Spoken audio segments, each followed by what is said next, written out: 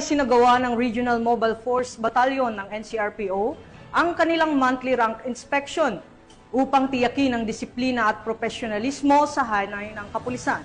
Yan ang balitang hatid ni Patrolwoman Renalyn Tanggiak.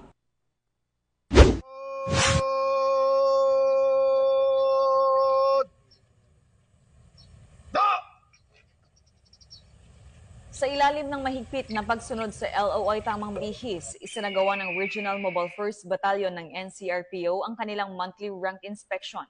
Layunin ng gawain ito na tiyaking ang bawat tauhan ay sumusunod sa tamang pagsuot ng uniforme at tumatalima sa kultura ng disiplina, kaayusan at profesionalismo sa hanay ng PNP.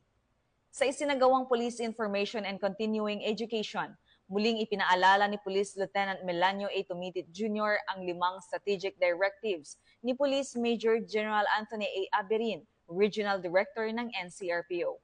Binigyang diin naman ni Police Colonel Celso M. Rodriguez, Force Commander, ang kahalagahan ng AAA Strategic Framework ng Regional Director NCRPO, ang ABLE, Active at Allied, bilang gabay sa bawat kilos at gawin ng isang pulis, mapa-duty man o hindi.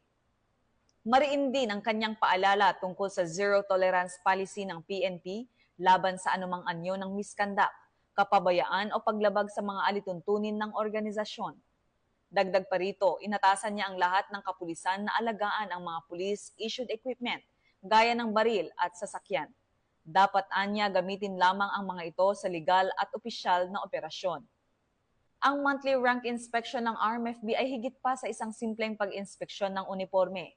Isa itong malinaw na pahayag ng NCRPO sa profesionalisasyon ng hanay, pagtanggal sa mga pasaway at pagbabalik ng tiwala ng mamamayan sa pulisya.